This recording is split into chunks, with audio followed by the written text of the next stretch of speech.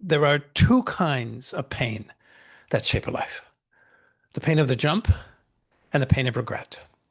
One hurts loudly and briefly, the other whispers for decades. Most of us are not afraid of pain. We are afraid of choosing the wrong one. Welcome back to Conversations with Thomas. I'm your host, Thomas Kevin Dolan. Today, I'm talking about a moment most people recognize instantly, even if they have never named it. That moment when staying starts to hurt more than leaving. When the life you're tolerating quietly becomes the life that is costing you. Victoria Erickson writes about this exact crossroads, the moment where comfort and truth stop pretending they are the same thing, where you realize there is no neutral choice anymore, only delayed consequences. This episode is not about dramatic exits or burning everything down.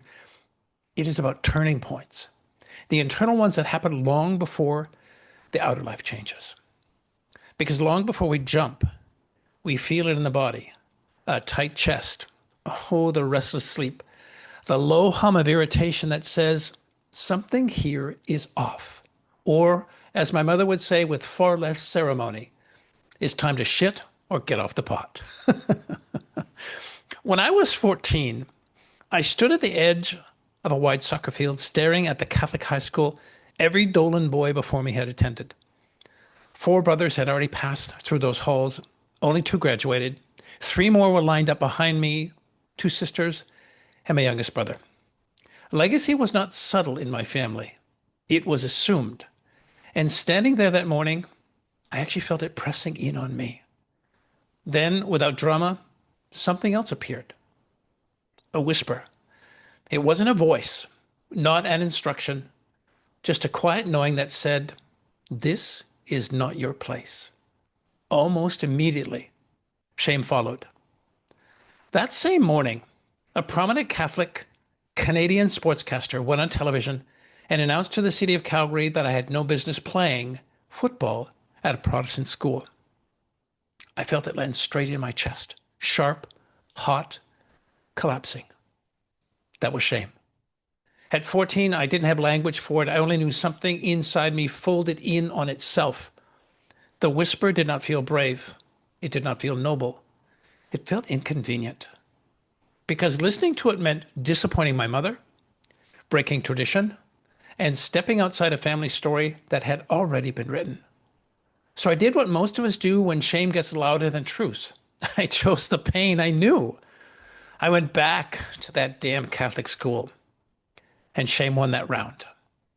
Here is something we rarely say out loud. The pain of not jumping does not disappear. It actually concentrates. It turns into irritation you cannot name, a quiet grief you carry and call maturity. For a year, I stayed at St. Francis, and the whisper did not leave. It actually waited until the pain of staying outweighed the fear of leaving. That is the real turning point. Not courage suddenly showing up, but tolerance finally running out. So I finally jumped. I left St. Francis. I left the Catholic school. I played football with the Protestants. My mother freaked out. I don't remember what the Canadian sportscaster said afterwards. I graduated from the Protestant school. The world didn't end. The shame did not destroy me. And the legacy I was meant to protect eventually unraveled on its own. Here's the part that matters. The pain of the jump hurt, but it hurt forward. Before I go on any further, a quick pause. If this conversation is landing in your body, you might like a new short-term series I've actually just created. It's called The 18-Inch Return. They're brief video reflections about the space between your head and your heart and what it looks like to return to yourself in real time. Not perfectly, just honestly. You can find the 18-inch return on my Instagram and Facebook at Thomas Kevin Dolan. I'm excited, and I would love it if you gave them a listen and a watch. All right, let's come back. James Baldwin once said, "Not everything that is faced can be changed, but nothing can be changed until it is faced." Facing does not require immediate action. It took me a year. It requires honesty And honesty is often where we stall. We tell ourselves we're being practical, patient, reasonable, but more often, we're just staying familiar. The nervous system prefers what it recognizes, even when what it recognizes is quietly draining us. I love this from Octavia Butler, which is so plainly put. The only lasting truth is change, which means not choosing is still a choice, and it shapes a life. Let me offer a simple practice. I want to invite you to ask yourself this.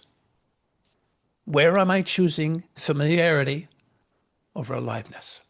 Not safety, familiarity. Then ask, if I stay here another year, what does that cost me? You might want to ask, if I stay here another week, depending on the circumstance, you may want to ask yourself, if I stay here another day, what will this cost me? Not theoretically, in your body, in your sleep, in your relationships. And finally, if I jump, ask yourself this. And finally, if I jump, what pain am I afraid of feeling? It might be disappointment. It might be visibility. It might be failure, being misunderstood, not loved, not liked. All a narrative that I'm going to guarantee you at some point is probably bullshit. Name it, because unnamed pain runs the show. Named pain can be worked with. Here's the unlearning that changed my life.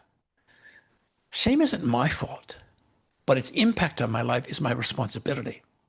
Shame survives in silence. I know you know this. Shared shame softens.